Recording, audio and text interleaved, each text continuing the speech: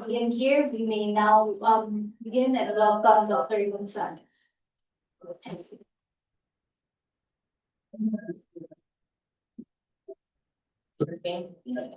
Okay, so please excuse me, I'm sitting down because I'm not feeling great. I drove from Baguio to Manila yesterday and then I got sick. I've been curled up all morning, and so I'm hoping that I could be somewhat coherent. And if not, just kind of raise your hand and say you're not making sound, okay? So thanks for being here. I want to thank Charlie Barrick for the invitation to share this work through the Literary and Cultural Studies program. So I've learned a lesson that you don't just randomly message Charlie on Facebook Messenger and say, hey, I'm going to be in the Philippines, because he will ask you. But no, I'm grateful to be here. I also want to thank Kritika Kultura and Plume for co-sponsoring today's gathering. Thank you all for coming and engaging with this research today. I look forward to your comments and questions. So, like a good Filipina, I'm going to start with a song. So, I'm gonna try to find it first. So here it is. Hopefully you can hear it.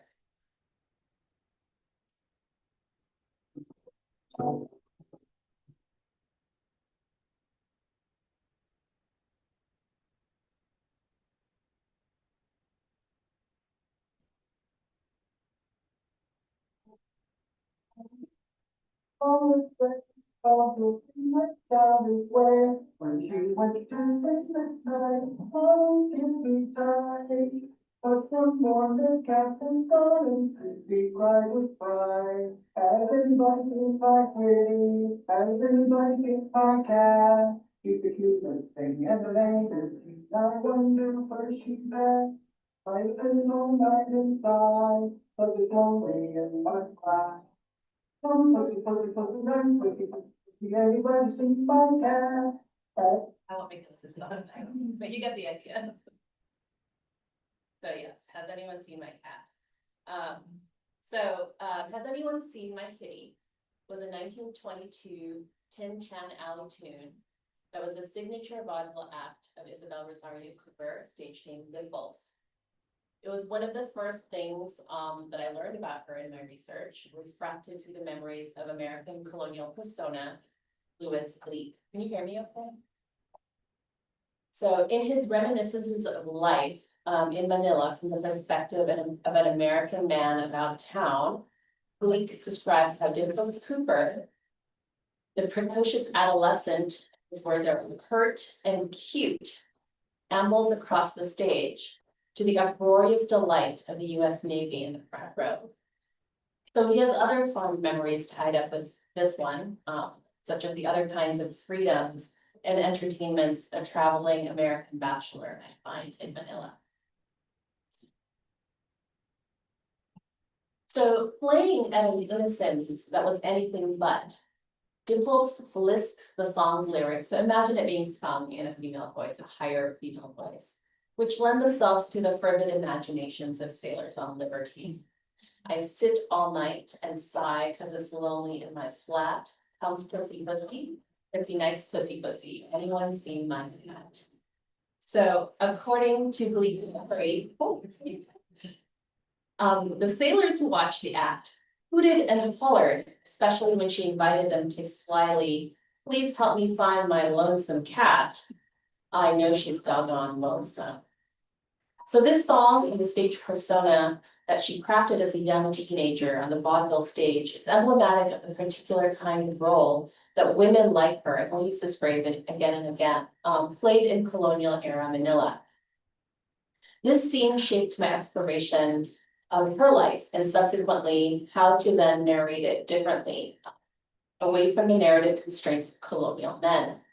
How does attention, so this is the sort of the framing question, right? How does attention to the intimate help us understand the gendered and sexualized dynamics of empire and the ways in which they continue to shape how we tell our stories in the present?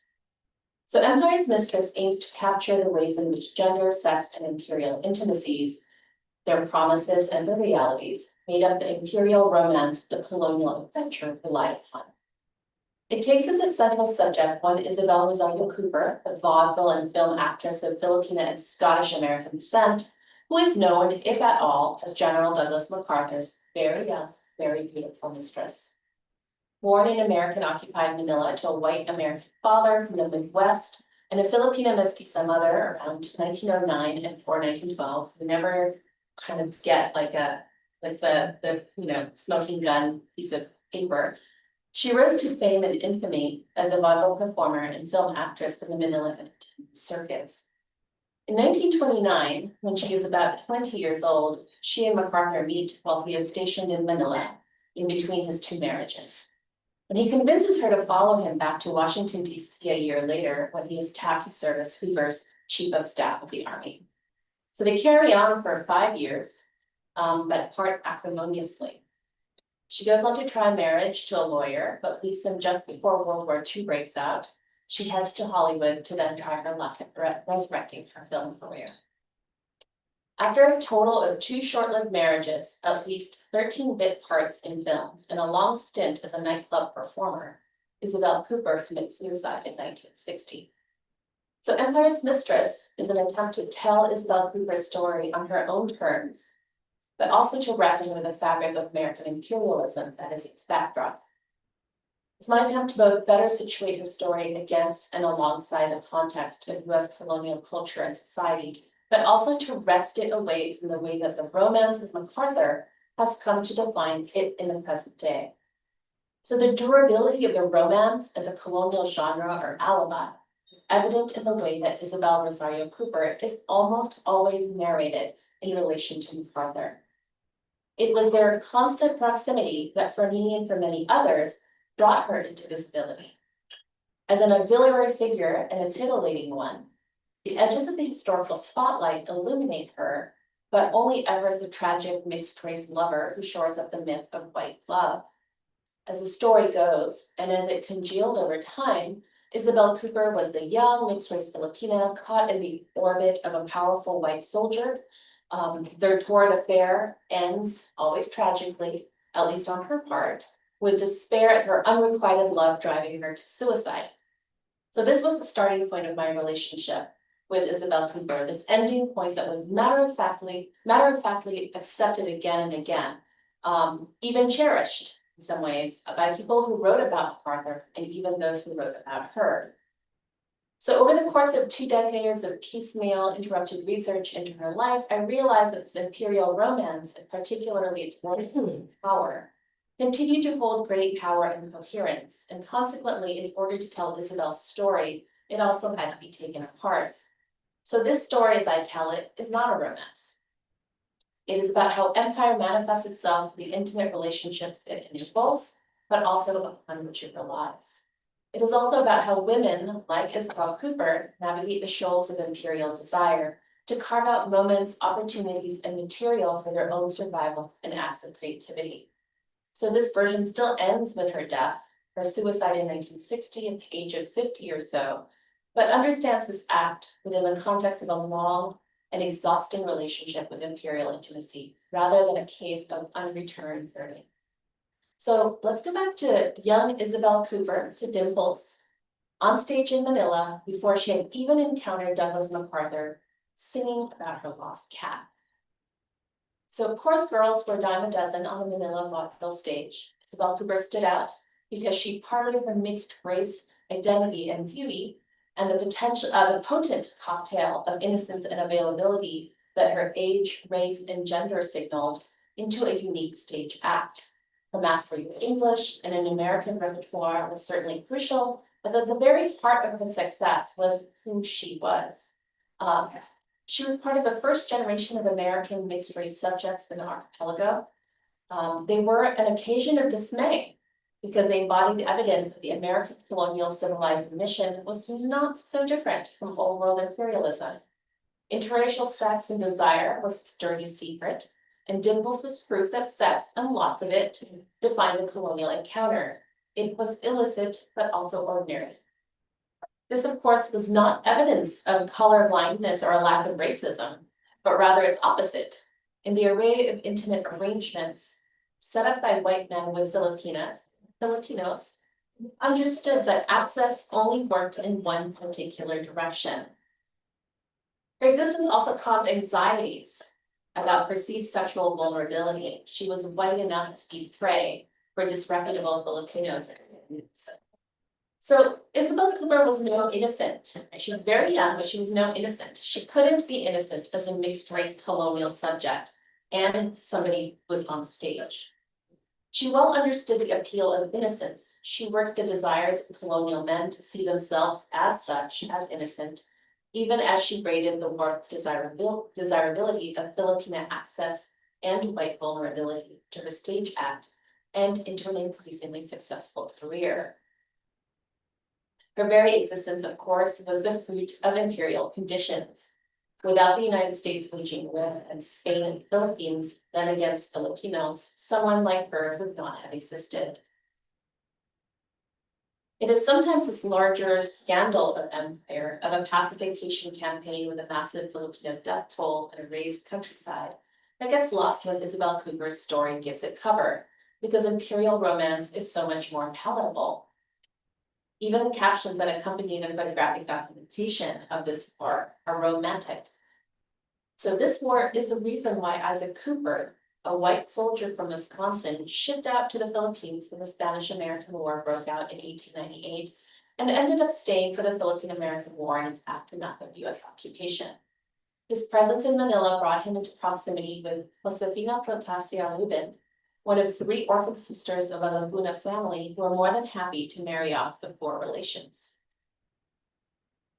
What is noteworthy here is that in practice, imperial romances made for the occasional unruly plot twist. We don't know much about Josefina Protasia Rubin, only that she was quite young, 20 years Isaac Cooper's junior, when they married. And she came into the marriage poor, and she quickly bore him children. We also know that unlike the vast majority of American men, white American men, who took up or even married Filipinas during their time in the colony, Isaac actually considered Protasia to be his wife. In 1916, he transports his makeshift, questionably legal family to Arizona, following the Filipinization of civic positions that Americans had previously held in the colony. He had finished serving and transitioned to being a fireman in Manila. So less than 2 years after they settle in Arizona, Protasia Rubin, with a very young Isabel in tow, and herself just in her early 20s, returns to Manila without her husband. Upon arrival, she soon marries another American soldier, possibly, so like imagine this moment in the archives, right? Possibly committing bigamy. And now starts another family with him. So Protasia, now going by Josephine, supports Isabel Cooper's entrance into vaudeville as a teenager. Young Isabel's career takes off, and she breaks into the nascent modern Filipino film scene with a star-making turn.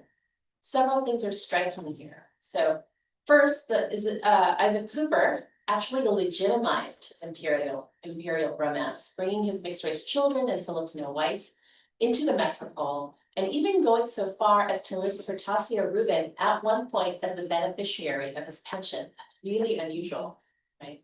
So we have to remember the unevenly applied and followed anti-miscegenation laws, as well as the patterns of anti-Filipino violence that shape the conditions in the United States. Second, that Protasia was not a biddable wife. 2 decades younger and in no economic position to strike out on her own, she decides to leave her husband and return to Manila. That's really unusual.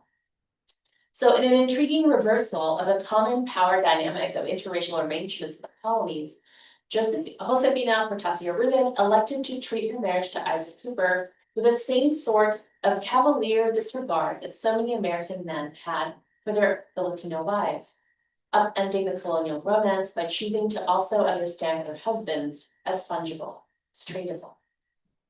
So third, that Rubin, even with a second husband, supports her daughter's career, which placed Isabel Cooper firmly in Manila's demi-monde class.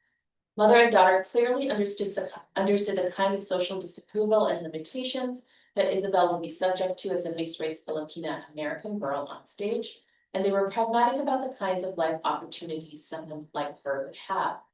All of these point to Protasio Rubin's choices about relationships as a formative blueprint of feminine survival for her daughter. Even as debates about the place of women and of Filipinas in particular were rampant in Philippine social and political circles, it was in the spaces of familial intimacy that Isabel learned profound lessons about how her racialized gender and sexuality were a kind of currency in the cosmopolitan capital.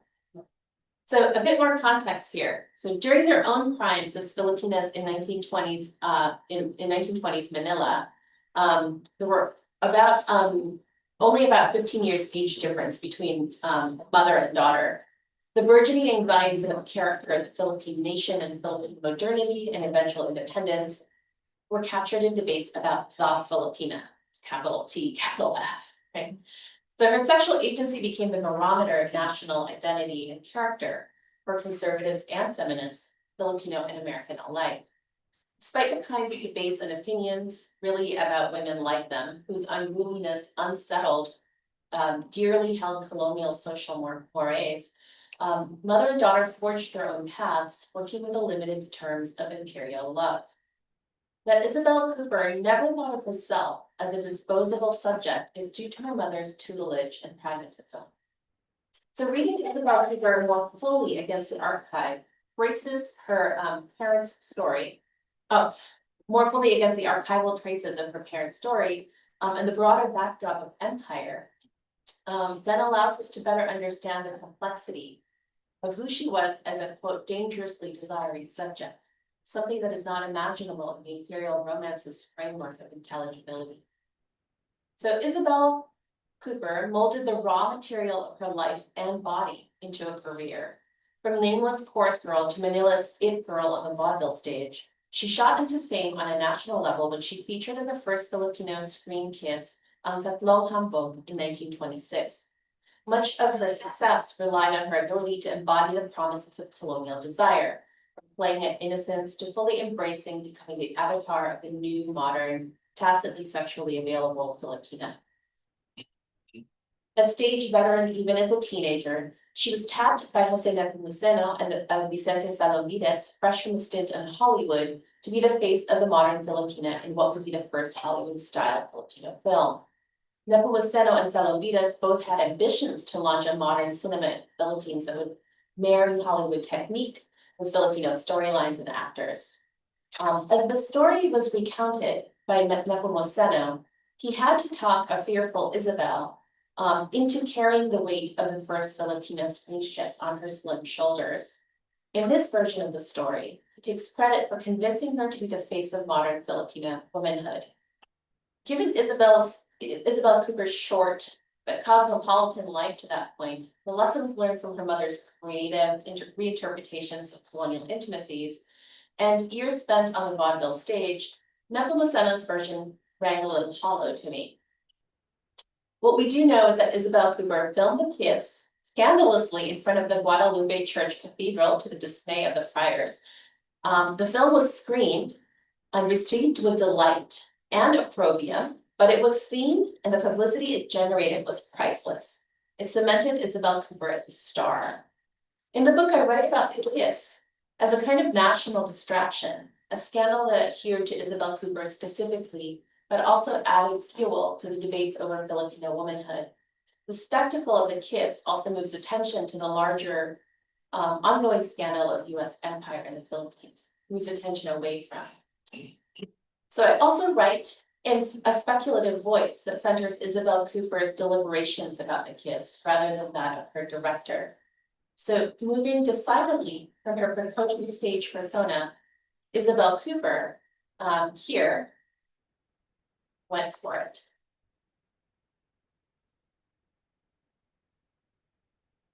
So hold on a second.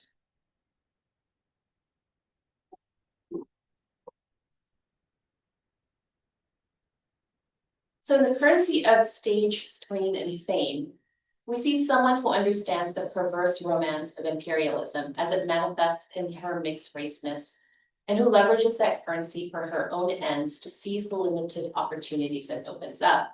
It is shortly after her film successes and one failed attempt to break into Hollywood in 1927 that Isabel Cooper returns to Manila stages entertaining audiences of colonial men and meets the man who would come to constrict the story of her life. In this sense, we can think about her 5-year relationship with Douglas MacArthur as stagecraft on a smaller, more intimate scale. The arrangement they come to is both incidental and instrumental. It is incidental in that it is nothing out of the ordinary for the kinds of imperial intimacies that existed in the colony and only remarkable because of his rank, because of who he was. It is instrumental in that it greased the wheels of imperial social reproduction, colonial culture, but it also enabled mobilities for its most disavowed subjects. This defining relationship haunts her life well after her death, precisely because of the force that imperial romance has in generating the alibi for colonialism, and thus its consent.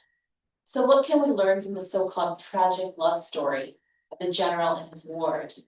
So the bare bones outline, right? So it was a 5-year relationship that took part when Isabel Cooper was 20 and the general was 50.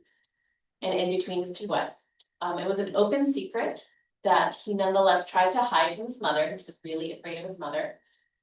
He set Isabel up in a love nest near his offices in Washington, D.C., but he did not live with her, he lived with his mom. It was kind of fun. So it was documented from Manila to Washington and Europe in maudlin love letters that reveal his obsession with his paramour. We'll talk about these letters later. So these letters track in their fervency and length the general's reliance on her attention and care versus the outsized ego, as well as his passion. So some excerpts. Every hour of every day, I but love you deeper and more truly with all the passion of my starving, panting body. My love encompasses you and enshrines you deep in my heart. I kiss your dear lips and press your soft body to my own. I long for you so that the memory makes me ill and faint. This is from MacArthur. So we learn that despite the obvious asymmetries of power in the relationship, she held the emotional reins. And then she's not afraid to make her demands. So she would ask for outings to nightclubs, a solo trip to Havana while he was inspecting the troops in Europe, assistance to her family. So 5 years later, their affair ends. And most tellingly, in the moment that Douglas MacArthur deems her more trouble than she was worth, he breaks off their relationship with a few typewritten lines and a job at that. Right? It just goes from like the reams of handwritten letters to this like very short, we're done. Right? So she also reduces her relationship with him to an intimate transaction with a price tag. So there are concurrent historical events on the national scale in the United States that make this moment particularly ironic. In 1934, the United States passed the Tidings-McDuffie Act, which granted the Philippines independence, eventual independence, but also changed the status of Filipinos from US nationals, allowing them to be excluded from integrating along with other Asians. So a large part of the irrational fear and violence that marked Filipino migrant experiences in the United States was shaped by ideas of Filipino men having access to white women. So the Tidings-McDuffie Act was followed by a Repatriation Act that provided free one-way tickets back to the Philippines for Filipinos who were willing to return. So 1934 marks the end of Isabel Cooper and Douglas MacArthur's liaison. He too enclosed a one-way ticket to the Philippines in his breakup letter to her, hoping that she might resolve the issue of her unwanted presence in this way. So paralleling the failure of the Repatriation Act, Isabel Cooper, like most of her Filipino compatriots, chose to stay. Like her mother, she parlayed the openings created by her relationships with colonial men for her own ends. Left unsupported and homeless, Isabel Cooper found opportunity in turning the indiscreet evidence of the general's obsession, letters, into a necessary resource. So what was happening here is Drew Pearson, who was a muckraking journalist in Washington, D.C., sought her out that year based on the rumors that had circulated about the affair in Washington, D.C. He was being sued for libel by MacArthur because he was really critical of MacArthur. MacArthur could not stand being criticized. And so this lawsuit was over $1 million, which is a lot of money, back then. And he saw in Isabel Cooper a way to pressure the general to drop the suit. So Isabel Cooper assigned Pearson's lawyer the power to negotiate on her behalf. In exchange for the original letters and an agreement never to contact him again, she received a monetary settlement. In addition, she cultivated an ally who would owe her substantial favors. Who were abandoned by one man, she soon took up with another, marrying a Washington, D.C. lawyer. So the scene actually is described in one of these letters where the lawyer shows up with the letters in a meeting with MacArthur. That's really pale. And that's it, right? The suit is dropped.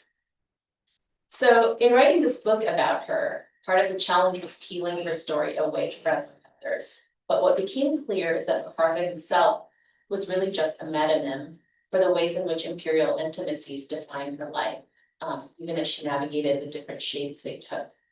US-Philippine geopolitical relations relied upon the glue of relationships and fantasies, the stuff of imperial romance, as much as it did on bureaucrats, missionaries, teachers, and soldiers. This generated heady, durable fictions that rippled out far beyond an affair between two people. Tracking the last 2 decades of Isabel Cooper's life, which was spent in Hollywood as a freelance actress, the staying power of this imperial romance, especially the kind of material force it takes in shaping her life, becomes apparent.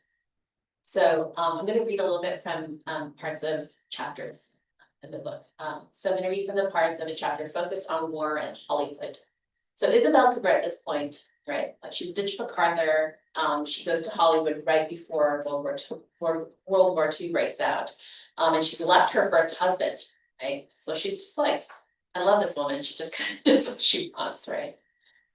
So here's a piece from that section. Empire haunts its mistress. It presses unwanted intimacies on Isabel Cooper, makes demands long after the affair that would come to define her life has ended.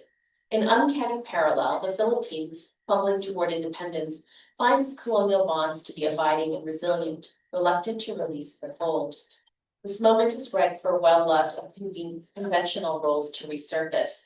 The Philippines cast as the damsel in distress, and the United States with MacArthur as the stand-in as its knight in shining armor. Where the elder MacArthur had been the head of the occupying army of pacification in the islands, the son is understood to be its savior in the new war. Wartime necessities reframe a past encounter rooted in profound violence into a familial bond.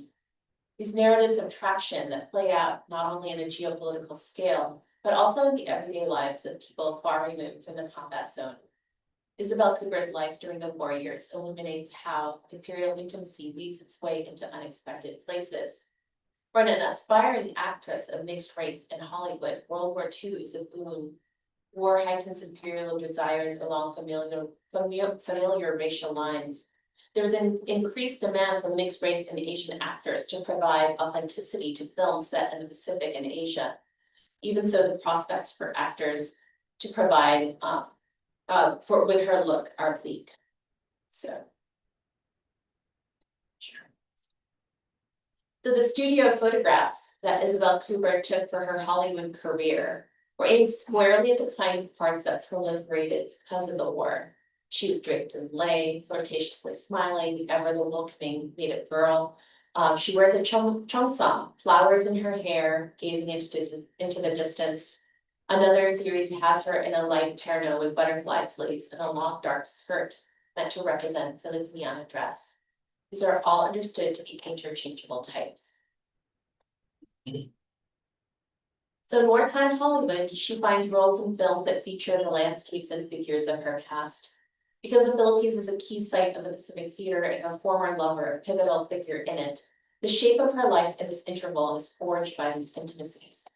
The Philippines, under American jurisdiction in the onset of the war, is attacked by Japan in tandem with Pearl Harbor in 1941. As a place that animates profound suffering and dramatic liberation, the archipelago becomes a common setting for American films. MacArthur, the beleaguered but eventually triumphant hero of the Allied campaign in Asia and Pacific, haunts the action. So even as Isabel Cooper works herself free of this particular episode of her past and seeks her own independence as a working woman in Hollywood, these deep-rooted colonial relationships insist otherwise. They tether her opportunities for nascent self-sufficiency to plots that are woven into the landscapes and relationships of empire and war. They remind her again and again of the histories, big and small, that demarcate the horizons of her life. So the roles she's able to get in Hollywood, particularly during the 1940s, tell a story about continued fantasies that Americans hold dear about its role in the war, as well as about women of color in general. So you see her in the previous slide playing a Filipino nurse. An irony, of course, that her first few roles kept recalling the war and MacArthur's outsized role in the Pacific Theater. Here she's playing a geisha. Arthur was incidentally really famous for wearing a kimono in his Washington DC office, like we just sort of left to that FYI. So, and of course, after the war, he had a massive role in rebuilding, quote unquote, rebuilding Japan. And then we see her in the most sort of generic extrapolation of this film, right? It's like as a member of the harem, which is an extrapolation of Western fantasies that she was fluent in. So this is, can you see her? Her right here. A little unclear. Should I turn it? I don't know if you turn it. I'm sorry, I just realized that the lights are kind of on key. You don't see these. Oh, Alright. a little better. Do you want to see the other slides? We can see the other slides because like she's stunning. Okay. Developed a little bit of a crush on her. Great. Wait, this research. She was just so beautiful. Yeah, that's her. So she also played servants and secretaries so in the obligatory Charlie Chan films, right? Which ironically give her the most substantive speaking roles in these years. One of the most important tasks of this project was trying to imagine an Isabel Cooper that was driven by desire outside of the MacArthur plot, but it really became difficult, right? So we do see a piece of this through her dogged screen appearances over 2 decades, right? But also in traces of her own writing, even as we simultaneously see her performing a particular persona. From the archival traces of her time in Hollywood, it came away with the conclusion that despite constant setbacks and an otherwise sobering reality as a working actor, including more than a decade of bit parts and years dancing in a nightclub as a hula dancer, she continued to think that Hollywood had a place for her. In 1951, in the last extant letter in Isabel Cooper's hand, writing as Chabin Cooper, and she does this, she changes her name over the course of her life, like she kind of, like her mother also does. She does this as well, which makes it really hard to track her in the archive. She reaches back out to Drew Pearson, the muckraking journalist, who had been instrumental in helping her get her Hollywood's career off the ground. And in it, she encloses a photograph. So the letter is a window into her life in Hollywood, but also an artifact of how colonial intimacies shaped her life up to that moment. So I'm going to read a little bit from the book here. In 2 back-to-back pages, Chabin Cooper relates the news about her latest role and how gossip about her past might threaten it.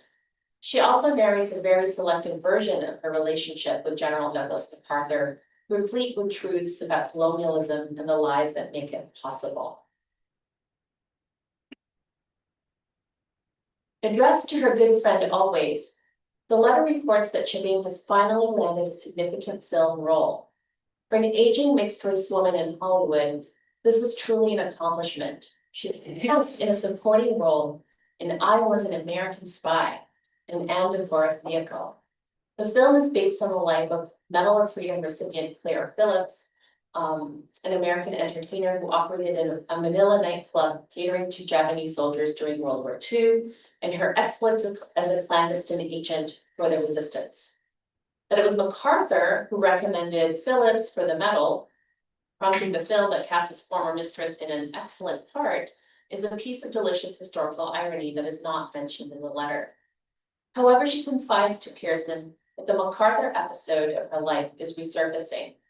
Her association with the general, especially in a film about World War II in the Philippines, about women who diverted soldiers, has too many legs to remain buried. She writes at the beginning of filming, voicing her suspicion that one of a number of Filipinos on the set might have passed on her story, which was, quote, known to some people in Manila.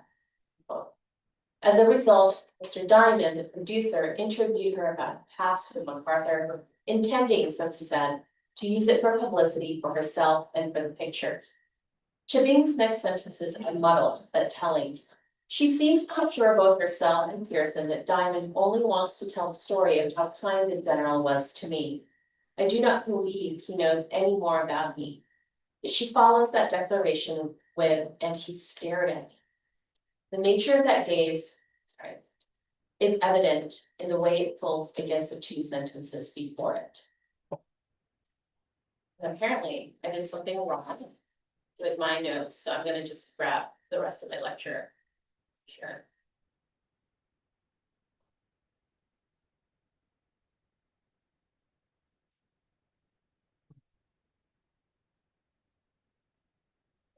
The story she narrates is almost comical, set the stakes for a woman living in a precarious life in Los Angeles. The reason Isabel Cooper is reluctant to divulge details to Diamond about that sensitive subject has less to do with its potential for rendering her vulnerable to harassment or harming her reputation, but rather her fear of having her age found out and losing the role because of it. Because she is playing an 18 or 19-year-old servant girl, the interview has her furiously calculating how young she would have had to be in the fictional timeline of her first meeting with MacArthur so as not to expose her present day age as more than twice of the character she's playing. So she's like trying to like, oh crap. So a lone article in the Lubbock Evening Journal captures the fantastical story Chipping weaves about her relationship with the general. She relays the story of MacArthur, who was so struck with a 5-year-old, she's a 5 now, right? Daughter of an officer on his staff, I mean, which could be true, and her quote, vivid personality and flashing dark eyes. I love that she also makes herself sound really amazing here, right? That he sent her to the United States for her education and quote, paid all the bills. The story of Big Crafts lingers on MacArthur as a benevolent father, recounting treats of big ice cream soda at a shop near DuPont Circle on Saturdays. She notes that she has not seen the general since 1937 when she was 14, fabricating a more acceptable Hollywood age for herself. The writer paints a girl with fond memories. He was the most wonderful man I ever met. He opened up an entire new world to me. So I Was an American Spy is not the hit that Chipping Cooper hopes. It is her penultimate credited role. The letter and its photograph, the not quite right narration of her relationship that becomes part of the film's press, the stories they tell directly and obliquely are artifacts of Imperial Intimacy. Aside from the nearly screwball energy of Chipping's tale of her encounter with the producer, it is the inadvertently narrated story, part truth, part fabrication, that lingers. The claims she makes in public, the claims that she makes public in the article are believable. The story of the kindness of the general, his paternal interest and tutelage, and how this sort of thing just was.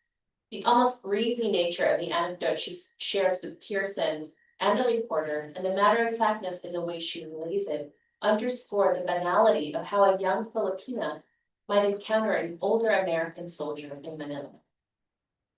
It was, after all, her mother's story, twice. The letter Chipping's looking hand and its accompanying photograph capture how Isabel Cooper mastered a number of different gender roles, both on stage and off, in the margins of empire and in its center. In refracting the story of empire through the life of one woman, particularly a woman like Isabel Cooper, we learn that the intimate, life at the register of the body, of affect, of relationships, was a powerful modality of empire, and also of its occasional undoing. For women like Isabel Cooper and her mother, and countless other Filipinas, the realities of American occupation was evidenced and most felt on their skin their bodies and faces. The gendered and sexual power relations of empire is not designed to grant complex personhood to the subjugated. It defined their use and value, curtailed their life choices, and weighed down their own desires and dreams. It wore them down, as it did Isabel Cooper. For her in particular, it also generated seductive fictions about consent and romance that included the violence of empire and her own agency and creativity within its shifting circuits. Fictions that decades after her death would be the primary modes through which she was legible as a historical subject. The analytical scale of intimacy also offers a rich archive of unruliness and creativity to take up the invitation to make room for stories other than the ones we have inherited and hold dear, if we come to understand those legacies as the lingering effects of imperial desire. Isabel Cooper was much more than a precocious vaudeville act remembered with leering nostalgia by a colonial bureaucrat. She was much more than a scandalous screen kiss or a series of bit parts barely animated by racist fantasy. And she was certainly much more than the object of a general's obsession. These were only attempts to constrain her story, to manage its complexity and unruliness. So my approach to to her story, this woman who, on top of having lived such a full life, full of ups and downs, success, despair, failed relationships, unrelenting work, is an attempt to recognize the complexity of personhood that is not granted to Asian women. So I think her story, precisely because it is so sutured to empire, because it is ordinary, even sometimes ugly, allows us to better understand how people shape their lives within, sometimes exceeding the bounds of it. And in that better understanding, I feel that we are obligated to find ways of crafting narratively rich stories that will help us better understand not only the histories that shape our present, but also how our place in this world, and the work that remains to be done. Thank you.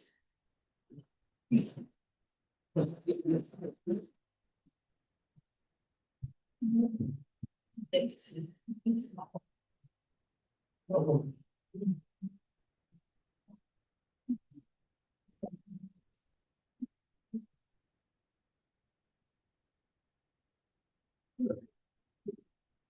I apologize. I had ordered a bunch of Emperor's biscuits because I know that it's not as available here to bring as gifts. And they came 2 days after I left Oakland. So next time.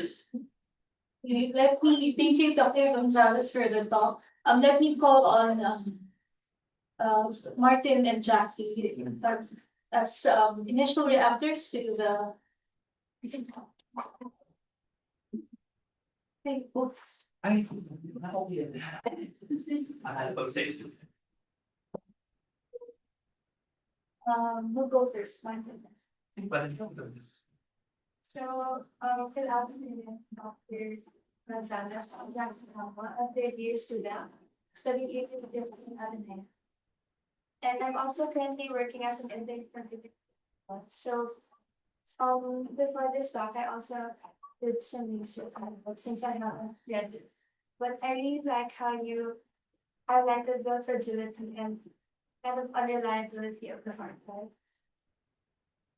especially when power play is involved. So truly the dynamic between Cooper and MacArthur put Cooper under multiple layers of subjugation.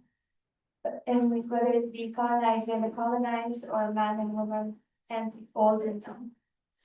And I believe that it's very timely today in the Philippines, as historical revisionism is already a serious issue, especially when learning about the martial law era. In this, those in power actively try to shift the narrative and the truth to sort of sanitize the past in order to stay in power. So given this, I'd like to ask more about the archives and your process in reading them. So my question is, how important is it to read and analyze the archives as a means of analyzing contentious historical events? And how can we, as students and researchers, still responsibly navigate through these limited archives while still trying to tell stories that have been silenced and erased? So I should preface this answer with a caveat that I'm not a historian, right? So I took this project on. I think of myself as a cultural studies type of person, right? So I look at culture, I was trained as an English major as an undergrad, right? So attempting to do a historical project was really intimidating. I felt like I did not have the historical methodological chops to do it. But in some ways that was also really liberating because in some ways it allowed me to look in places that may not count as archives, right? And for Isabel Cooper, she is somebody whose archive is really scattered and ephemeral, right? You know, I tried to find extant films of her and could not. It was really difficult to piece her life together. And so what I found out over the course of the research was both how the archive, you know, it's laden with power. It's a structure that is laden with colonial power, especially in this particular regard, right? And so you have to approach it in a very sort of careful way to figure out how, you know, how stories are being recorded. I mean, archives are always laden with power, of course, but in this case, especially laden with power. But that archives are also incredibly seductive, right? You go in there, you find something that you like, you know, when I found her mom and another husband, I was like, oh, you know, it was these moments where I found out more about her that also kind of drew me in and helped me kind of think and understand the way that her life had been so inadequately narrated, right? So I first encountered her story as a sort of side note in William Manchester's An American Caesar, right? So that's like a big book about MacArthur. It's like the book about MacArthur, in fact, right? And there's maybe a couple pages about her, right? And she is described as sort of like this tragic Eurasian, really, right? Like, and very much along the lines of like somebody who killed herself because she was like, had this unrequited, it was like, that's right? I mean, that was like such, and then that story becomes repeated again and again. So it's kind of interesting to see how that same story is repeated by different historians. And I was like, wait, that can't be right, right? She kills herself in 1960. Her affair with MacArthur ends in 1934. She has a whole life, right? So how does this become the thing that defines her? That's impossible, right? You break up with somebody, like maybe you're sad for like a few years. Well, like you kill yourself in 1960, like almost 30 years later, this guy, right? And so that just rang completely false. And then I realized that story, that very like that snippet of that story was the thing that had acquired the patina, the weight of truth, because it had been repeated without like being questioned, right? By both American and Filipino historians. So there I was, like the non-historian going, you know, so like that skepticism I think was really important. And then going into the archives and then realizing that there was a whole other story that hadn't actually been unpacked about her, right? Because it was really, really easy to take her story at face value because of the narrative weight of truth that attaches itself to the story of like the tragic situation, right? And so like doing that work then, right, is a way to kind of dig a little deeper and understand both a really uneasy experience of the archive. Like this is not something I was very comfortable with at all, the whole process. So, but that's why you have to do it. I'm Caritas. I'm Martin Poa. I'm a double major with a degree in political science and I'm currently taking one in English literature and also currently an intern at the LCSP. So what piqued my interest was when you mentioned Dimple's mixed race heritage and how this taking to her getting roles, like the desires of both white and Filipino men for her. So my question is related to that. Like I'm curious like how do you view mixed race children nowadays who are becoming prominent in Asian countries for their mixed features?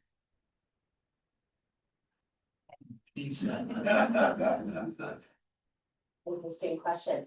So like in the US, right, which is the context from which I work, my academic training is that the story of mixed raceness adheres to the Loving versus Virginia case, right, which is a case about mixed race marriage in 1967, I think, where a Black man marries a white woman, right? And that's like the mixed race story, right, in American history. But as we know, the mixed race story is like deeply colonial. Okay, it happened well before 1967. The kinds of things around there happened well before 1967. And I think that there are definitely ways in which like desire is warped and wrapped up in the mixed race subject, right? Isabel Cooper was part of a whole cohort of mixed race Americans who actually caused a great deal of distress for the Americans, especially the white American women, who were basically seeing like these mixed race children as like proof that their husbands had strayed, right? Or like that American men had strayed and like had sex with Filipinas, right? And then the sort of mixed race subjectivity of especially the women, children, like the female children, was seen as very problematic, because like you were just white enough that that it made white people very uncomfortable if, as a mixed race person, you ended up with a non-white person. Does that make sense? There was like a possessive investment in mixed raceness, right? In other words, if you were a man who was mixed race, it was a whole other thing, right? You were sort of criminalized and apologized. But if you're a woman, there was like a sense of like wanting to protect but also at the same time sexualize you, right? I don't know much about like the mixed race issue in contemporary Philippines, but you know, my kids are mixed race. And so the thing that I hear again and again are, they're so beautiful. And like, what's that all about? Right? And so there is a way in which desire and desirability is definitely wrapped up with that. But like beauty is obviously very subjective anyway, but there's a way in which that happens. And I think that has to do with like colonial effects, like the literary colonial effect. Yeah. Oh, maybe ask another question. Just like, another question. I actually have other follow-up questions. So since there's time. So going back to the archives, how did you attain a level of awareness that enabled you to identify gaps in the history of Cooper and MacArthur and the history of American occupation of the Philippines? I'll tell a funny story. When I started to look at this project more seriously, I had heard, at first I contacted the MacArthur archive in Norfolk, Virginia, right? And I said, hey, so I'm looking for any material you have about this woman, Isabel Rosario Cooper, who was MacArthur's mistress. That's an incredibly sanitized archive, right? The second wife, and the kids created that archive. They're not going to have materials from the mistress in that archive, right? And so, you know, it's very, very much about like MacArthur, almost deified it's a very clean archive. And they said, well, and also anything, any materials that were in the Philippines were really destroyed when Manila was bombed. So like, there's not a whole lot of stuff on that here. So I was talking to this guy, and I suspect he was Filipino, because he had a Filipino, a Spanish sounding last name. And he was an archivist. So this is why archivists are even friends. He said, but I hear that there are copies of his love letters to her at the Harry Ransom Center at the University of Utah. And I'm like, thank you. So I go there, and indeed there are. So those letters are preserved because Drew Pearson's lawyer, the lawyer of the guy, right, the journalist, preserved them as like collateral, right? So that's why they're copies of all the letters. So that's why they exist, right? There are no copies of her letters back to him, if there are any, because he probably destroyed them. Because he destroyed most certainly the originals, right? So this is why like the archive is like kind of a fun adventure, but also like it's a bit hit or miss, right? And then as I got more of my archival chops going, one of the things I started to look at was her life in both in Washington and in LA, yeah. And I would look for her in the census, so she appears in the census, phone books, right, her address, where she lived, who she lived with. And then I found her marriage and divorce papers and her other marriage papers, right? So like I realized like she got married twice. I didn't even realize that, right? And then obviously the film archive. There's a nice film archive in Hollywood that had some of her materials. So I was able to track, and these film archives are really interesting, right? So I was able to track if you've ever seen like those old like the sheets of like who was working on what day to do the shoot and how much they got paid, right? So I was able to track like the days that she was able to get paid, how much she got paid, right? Those kinds of things. And ultimately, in the end, that detail doesn't make it into the book. I had to make some calls about like how I wanted to tell the story. I could like go back to that material and kind of unpack it a bit more. But yeah, so it was really about kind of understanding like her existence and the way that she navigated that. And then of course her films. So confession, I did not watch her films until I was ready to watch her films. So I had all of them lined up, I had all the DVDs, and I was like ready to take my notes. And it took me like a good year. I'm a slow researcher. It took me like I had to find out all about her. And then I was like, okay, I think I'm ready to watch the films I have of her, because it seemed like there was this like really jarring, I don't know if I can really explain why I did this. There was this really jarring moment where I would see her in motion and hear her voice on screen that I was putting off for a bit, because it made it a little too real. And when I did that, I was just kind of blown away, right? She's gorgeous on screen, like she's really like very somebody that pops out, right? So you can see why she could have been a star, but you know, Hollywood's pretty racist during that time. So yeah, so that was sort of the other thing, where kind of also like understand what it is like to do be a film critic scholar and like write about film was a whole other thing I had to learn as well. My next question is regarding the discourse in the United States about the mixed race children left behind by American soldiers in Southeast Asia, like in Vietnam, Philippines, or in other places such as Korea, left behind by American soldiers during their imperial adventures. Is this being talked about in the United States? And also, how do they talk about the military wives brought over by their soldiers who are going back home? I think when we talk about like, does it get talked about? Not in an everyday conversation. It's kind of that perhaps in like Asian American studies, when we think about brides or sort of war brides, right, that are then brought over. One of the things I learned something about most recently, this is for like, in case you're wondering, my last book was an edited collection about BTS. Yes, the pop group, K-pop group, but I was doing some research about what, so BTS tweeted, this is really random now, okay.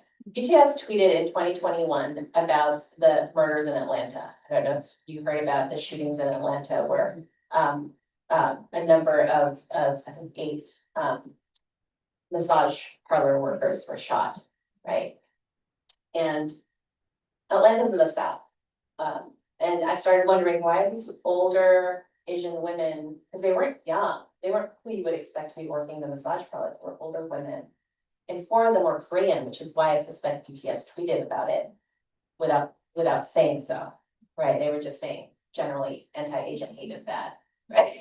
But they didn't necessarily like talk about the fact that these were Asian women who had essentially come over because of the military circuits, right, from Korea to the US South, right? And some of them had married American men and had children by them and divorced, right? So it's like this really messy situation that nobody like dug much very deeply into, right? But the interesting part about that was like really understanding the mechanisms and circuits by which Asian women would, that they would use, right, to for their own livelihoods, right? So in some ways, it's really similar to Isabel's story for me, right? She came over at the invitation of an American general to basically, like, she had a great job. She was the it girl when she left, right? And so she had to have like some kind of calculus, right? To think through, why am I gonna leave Manila where I'm kind of a big star and go to, you know, so like that was an interesting kind of moment. And so it makes me think about like the kinds of opportunities that are available, right, and not available for Asian women within the circuits of American U.S. militarized militarization and deportation. And so that was part of like a larger project that like the entertainment circuits in the post-Cold War era. So which has like somehow connected to BTS. It was a stretch. Any other questions? Thank you, Mark, and thank you, Jackie. We don't proceed like this.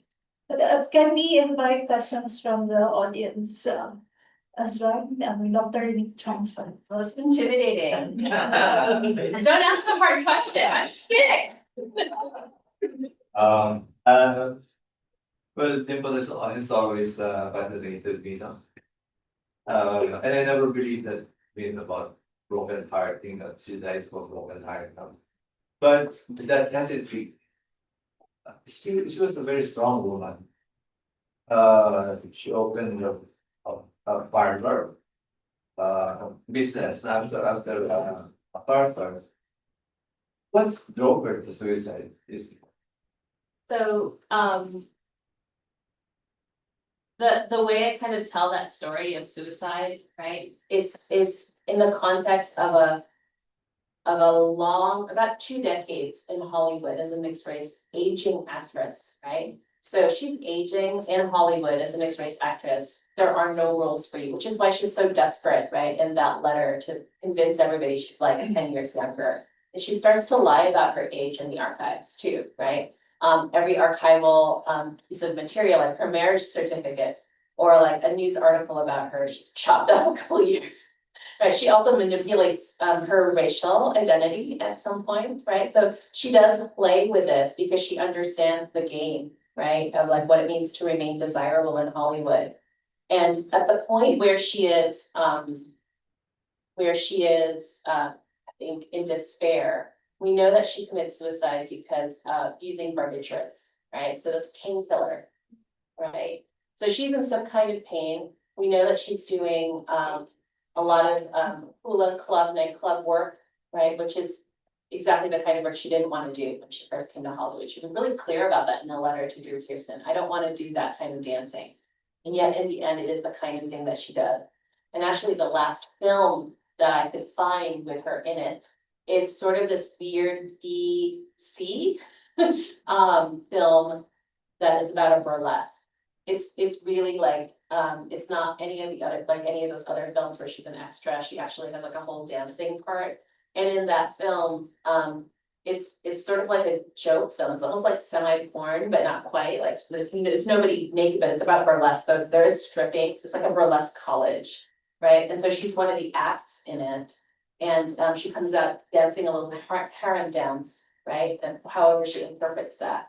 So you can kind of just imagine the wear and tear on the body, the disillusionment about her career in Hollywood, depression, right? So I kind of think about it in that way rather than like, oh, I'm so in love with MacArthur and he doesn't love me back.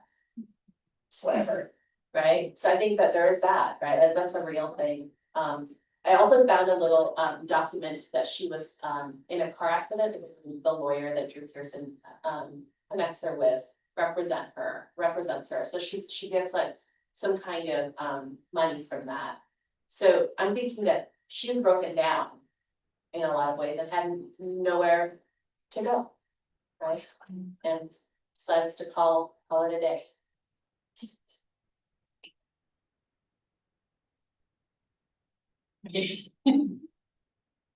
Don't get him. Yeah, Mr. Kala, how do you deal with family members of Cooper, who would like to present her in a way that probably would not in line be in your research. Or let's say, MacArthur's, heirs who would like, to clean up, everything up. Cooper. Oops. Yeah. Yeah, so with MacArthur, I had to be really careful, and I had to think about like, the. The rules around copyright of letters, because they belong to the letter writer, Right. right? So I couldn't use a lot of the text or the actual letters themselves, because they're his words and they were still covered. And so what I could use was somebody had done sort of a National Enquirer, so like a tabloid magazine expose of, and in this expose, Dimples is 16, not 20, right? She's 16, and so it's very like, Douglas MacArthur's, with a young girl, blah, blah, blah. And then they have excerpts of the letters. So that's what I used. Because they were published somewhere else, their fault, okay, I could not find members of her family. There were, somebody has reached out to me, but like, every time I respond, they don't hear again. So I'm like, oh, so at some point, you have to call a project done because you gotta get it published. My hope is someday to find that she did have, half siblings, Yeah. right? But they did not, and I do have pictures of her in the book, where she's posing with her sister, right? And she does have a brother as well. Although the brother archivally is like a funky creature, like he kind of appears and disappears. It's really weird. And then supposedly he was an informant for one of these other, and I cannot remember her name, so I apologize, but there was a biography of MacArthur that was much more psychological. So like basically doing like a psychoanalysis of MacArthur and his relationships with women and his mom and like the wives. But she destroyed her research materials. So like when I was trying to find like what else have other people dug up. And so when I was trying to track the veracity of those claims, because like, I wasn't necessarily gonna believe what somebody else told me. At this point, I learned my lesson. It supposedly disappeared, but like I did take some pieces of that. And so like the way the book is written is also like deeply speculative, right? Because there's only so much I could do. And in fact, that was like the point, was because she had been written so authoritatively in this particular way that I wanted to push back and make it an invitation to kind of open up her story a bit more, right? And to kind of say, we need to kind of, like you can use your imagination here. Like you can, so I have in the book, really, really different kinds of material. I include her death certificate. I included pieces of gossip that were written about her in the film magazines, film and entertainment magazines. But then I also make up my own, because some of those pieces of gossip, when I put them against like the whatever records I could find of where she was, didn't match up. So I would kind of play with this sort of idea of truth and not truth that becomes archivally available, right? There's a recipe in there for the drink she made for the general that she and her husband would serve to him in their house in Paco.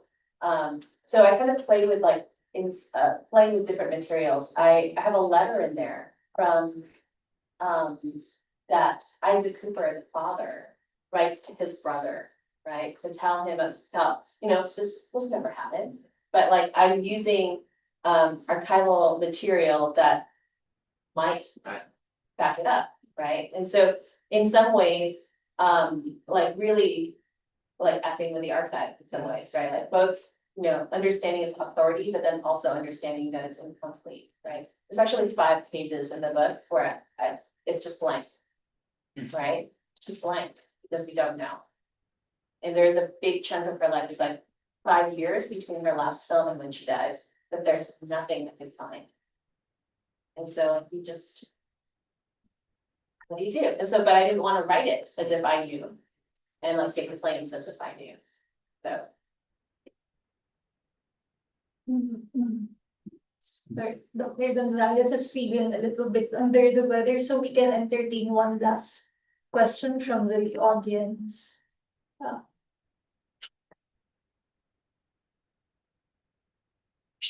I'd ask if you develop any information regarding Cooper's continuing past relationship with the Filipino people here in the Philippines, particularly because fascinatingly, while she passed away in 1960, Jose Alfonso continued to and even stayed to come back of his own here with that sort of latter career sort of resurgence in production. And some of her contemporaries, like perhaps no longer in sound, but Mona Lisa, for example, who emerged in the 30s, was able to stage a comeback in the 70s and the 80s. So there was that sort of availability there with the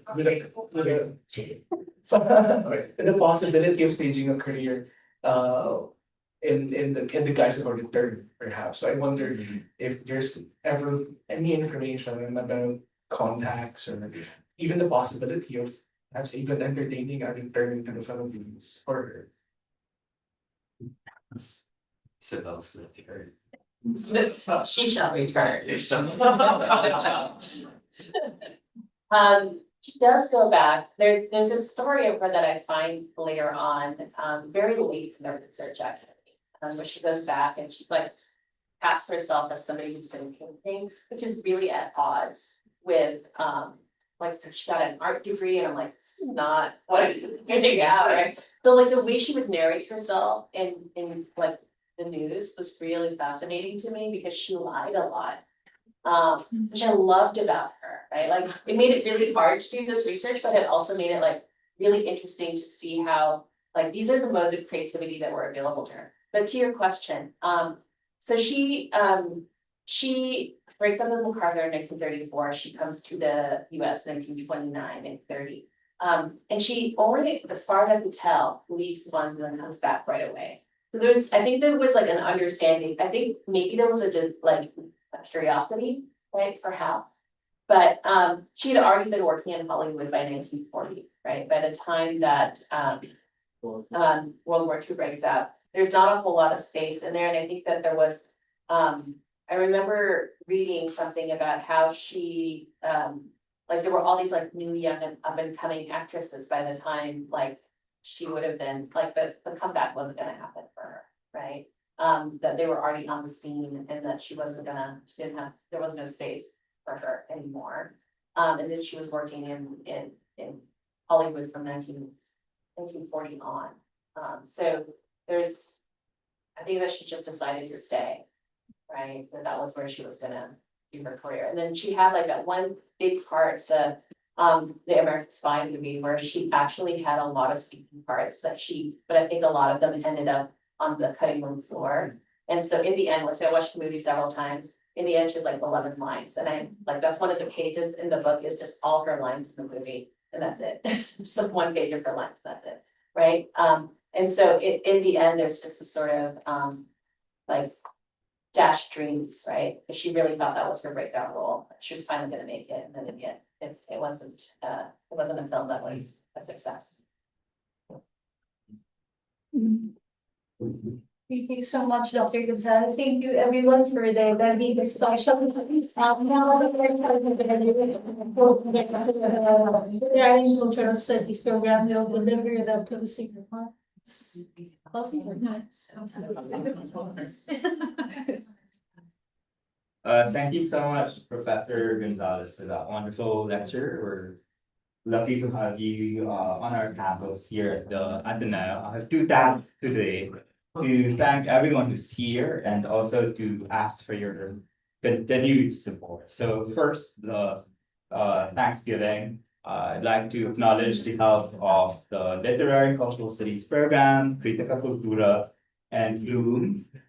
We also wish to express our gratitude to UMCO, in particular to France, who is a fixture at our events, and also the assistance that we get from DITS. We thank the people at DITS I wish also to thank my colleagues in the program, including Dr. Oscar Campomanes, Dr. Vincent Serrano, Professor Maria Gabriela Martin, Professor Francis Soliano, and of course, Professor Luisa Gomez, and our secretary, Lovely. I also wish to acknowledge the presence of Dr. Nicanor Timson, Luisa Torres Reyes, our undergraduate students and MA students from other programs, including psychology, that's wonderful. Colleagues also from the Department of Communication and Filipino, including Dr. Gary de Villas, Dr. Coral Santos,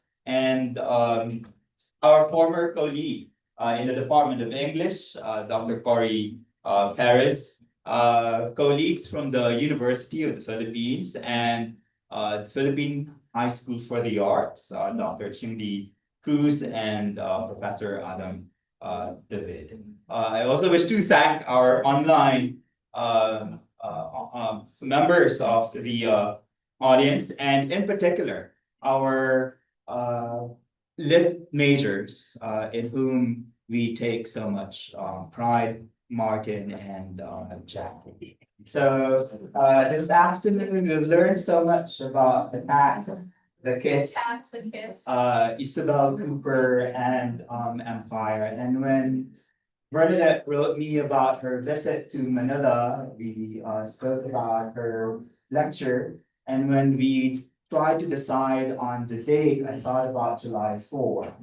To mark the events. And in particular, it's so gratifying to know that the relationship between General MacArthur and Isabel Cooper ended in 1934.